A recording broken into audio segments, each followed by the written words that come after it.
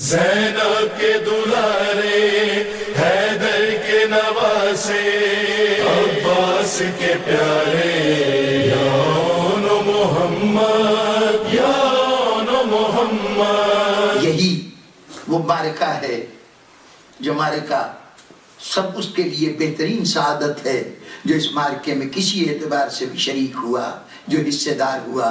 میں نے پہلی گفتگو میں کہا تھا کہ قیامت کے دن سب سے بڑا اعزاز، سب سے بڑا فخر، سب سے بڑا ناز اس کے لیے ہوگا جو کسی اعتبار سے کربلا سے کوئی رشتہ رکھتا ہوگا۔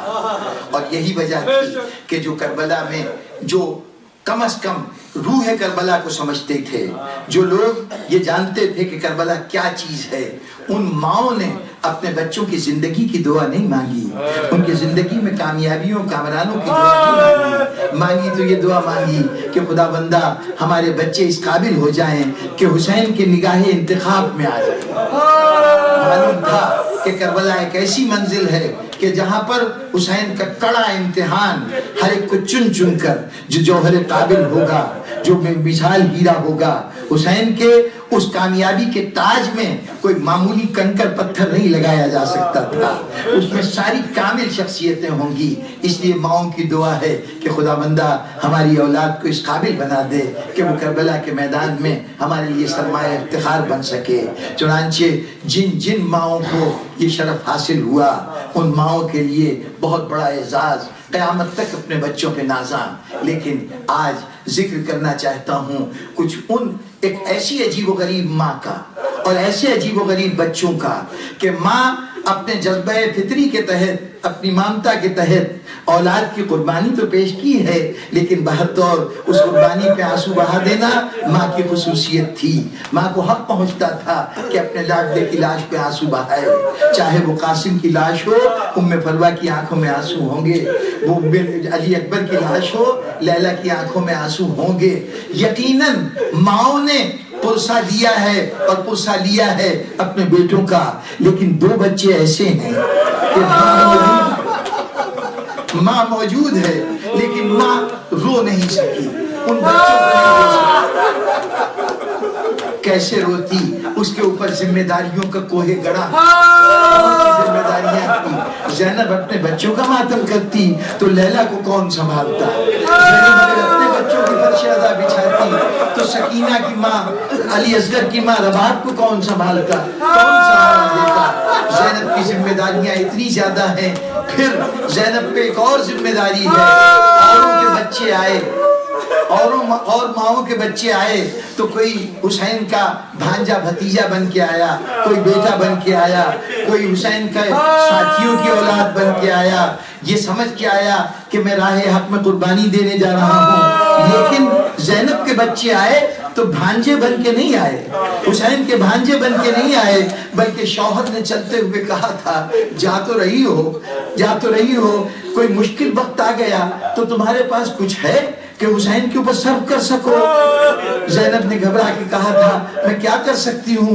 کہا دیکھو بڑی قیمتی چیز ہے تمہارے ساتھ، حسین بہت قیمتی چیز ہے۔ اگر کوئی ایسا وقت آ گیا کہ جب یہ کسی مصیبت پہ گرفتار ہو تو تمہارے نانا نے کہا تھا، زینب تمہارے نانا نے کہا تھا کہ مصیبت کی گھڑی میں اگر صدقہ دیا جائے تو مصیبت ٹل جاتی ہے۔ زینب نے یقیناً اپنے ساتھ سامان کو دیکھا ہوگا، کون سا صدقہ میں دے سکتی ہوں؟ اس وقت جناب عبداللہ ابن جعفر نے کہا تھا یہ دو بچے حوالے ہیں، جب ایسا وقت آئے تو ایک کو اپنی طرف سے حسین پہ قربان کر دینا، ایک کو میری طرف سے قربان کر دینا۔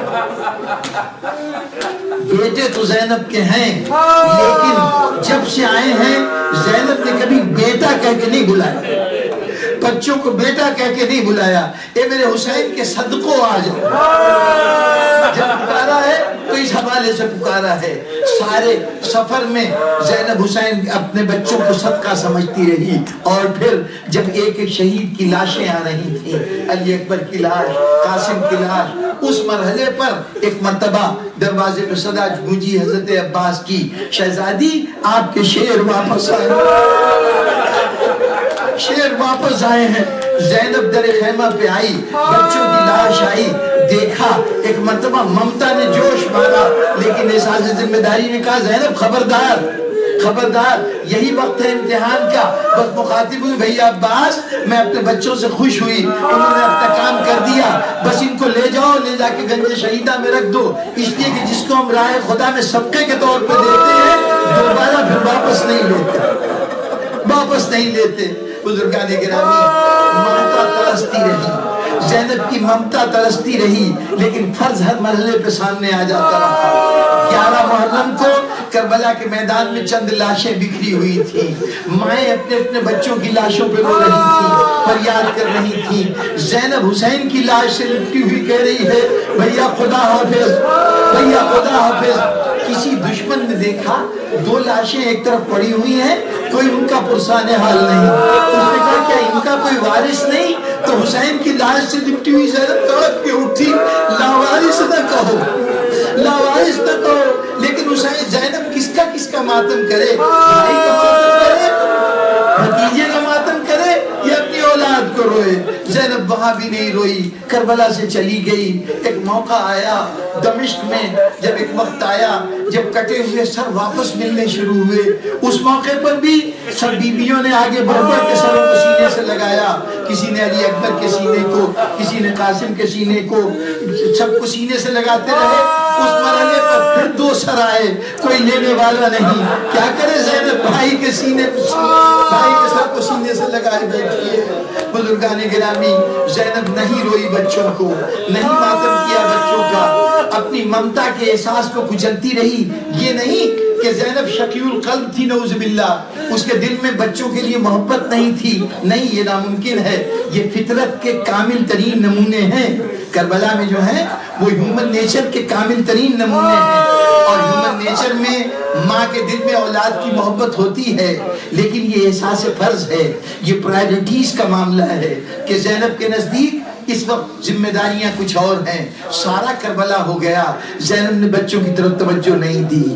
کربلا سے واپس مدینے آ گئی, مدینے تک پہنچنے تک بچوں کی طرف دھیان نہیں. قبر رسول پہ گئی, اہل بیت سے ملاقات کی. اس کے بعد اب جب گھر پہنچی ہے تو ذمہ داریاں ختم ہو گئی, ذمہ داریاں ختم ہو گئی. اب ممتا بیدار ہوئی. کسی کونے میں کسی بچے کا پیرا نظر آیا, زینب لپٹ گئی, میرے بچوں تمہیں میں رو نہیں سکی,